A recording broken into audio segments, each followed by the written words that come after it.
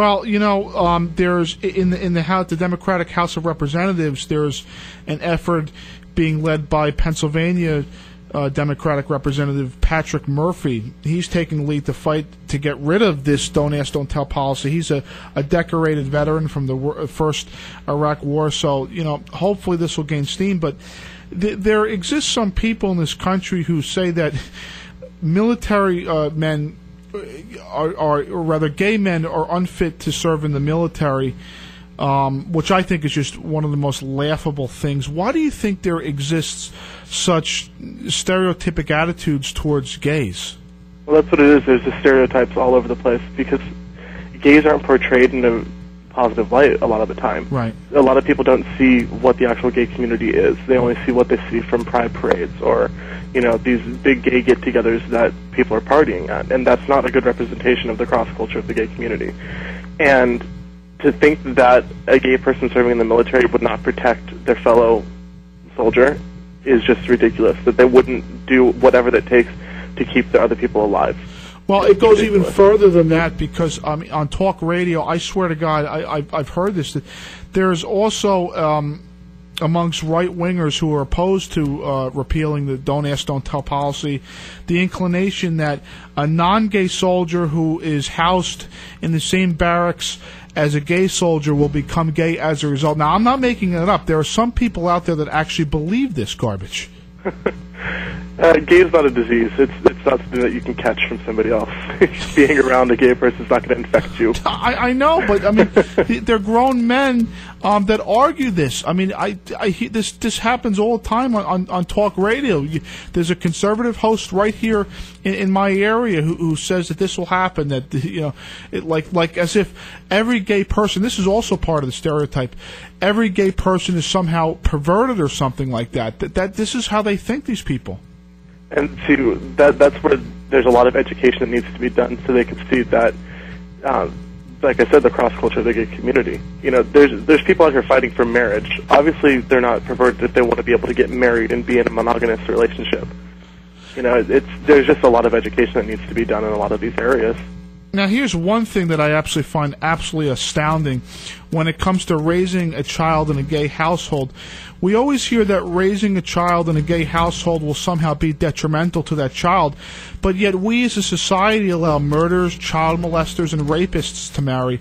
So how can anybody possibly justify that stance when, nobody gives a second thought to when a rapist or a child molester enters into marriage and has a child? There's no way to justify that. I mean, that just comes down to the problem with the culture that we have. They see two gay people and say that they're unfit to raise a child or unfit to start a family. Yet that child would have just the same amount of love that it would have in a straight relationship. Not only that, the adoption process in this country is horrible when it comes to gay people. Right. And there's so many kids in the system that need to be adopted by loving families, and there's so many people who would adopt them that aren't allowed to. And another argument, too, is that gay people can't procreate, but yet infertile people can marry. So, I mean, when you look at each and one of these arguments, they're so easy to debunk, it's just ridiculous. Yeah, have you seen that new video by the National Organization for Marriage? No. There was this new video that came out where they were using these crazy scare tactics and a gathering storm and saying that gay marriage and gay rights is going to affect the straight community and that they're scared. And it was just this really poorly done video by the National Organization for Marriage, and it was really bad. And they use the same tired arguments that they always use. And right. We're starting to change minds towards those arguments. Through conversations and through education, we can change people's opinions of this stuff. They just need to see it. Oh, I mean, same-sex marriage would threaten the institution of marriage, which is, it's absolutely contradictory because, I mean, by allowing people to marry, you're not going to threaten the institution of marriage. And not only that, what about divorce? I mean, I think that divorce is by far the largest detriment to the institution of marriage. 50%, I think, of the people get married get divorced. Right. Yet they're not outlawing divorce, but they're not allowing other couples that would get married to get married. Everything is backwards. It just needs to be, people need to see what the arguments are for it. Well, yeah, absolutely. And your group and groups that you work with are doing a fine job in that. Tell us a little bit about Grassroots Equality Network. It's a new organization that I started just to be able to provide the tools to the community to all over the country, not just in California, but in the areas that need this help, to learn how to organize events, learn how to get funding for these events, to be able to know what's going on in their area so they can know that they're not alone in this fight. And so we're actually working on launching a web system where they can sign on and they can post events and see what events are in their area, as well as a web system to give them the tools to be able to do that. Now, one quote on your website: the Grassroots Equality Network is based in Northern California and is dedicated to empowering the LGBTQIA community into action. What does that stand for? I think I have some idea. It's lesbian, gay, bisexual, transgendered, questioning, intersex, and asexual. Okay, because I wasn't exactly sure. Talk about that and how you intend to do that. I mean, is it just basically trying to create awareness, trying to get people aware of the issues, and trying to get them to advocate for action or anything like that? Yeah, through the event on June 28th, we're going to be introducing that web system that I was talking about, where they can sign up and be able to see what's going on in their own area, so they know exactly what's going on in their areas.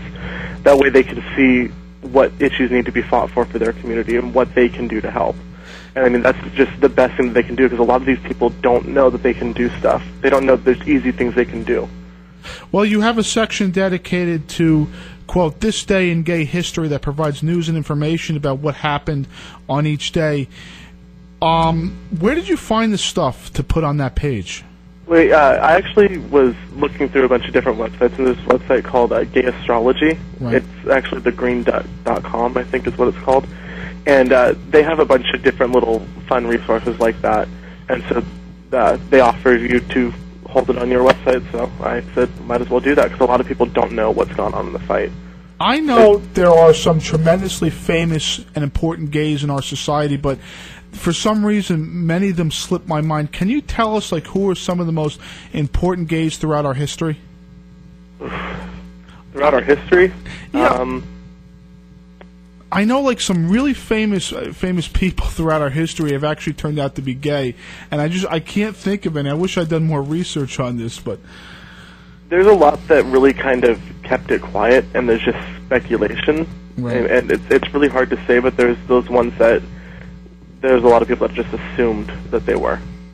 Well, I'm going to look this up, because I know that when it comes to inventions going back to the 1600s, I know that there are some just tremendously influential and powerful gays that have existed throughout history. I'm going to try to find that out. But people can visit your website at grassrootsequalitynetwork.com, correct? Yes. Okay, and that website is up and running? Yes, it is. Okay.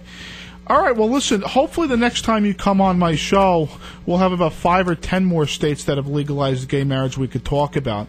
Yeah, that would be fantastic. Anything else you want to say? You want to let the audience know? We're going to be sending this out to a whole bunch of different blogs out there. So, is there anything that you want to let the audience know before we go? I would just say check out the website and stay tuned for Million Gay March on June 28th. Brandon Santo, thank you very much once again for joining us. Thank you. Thanks a lot.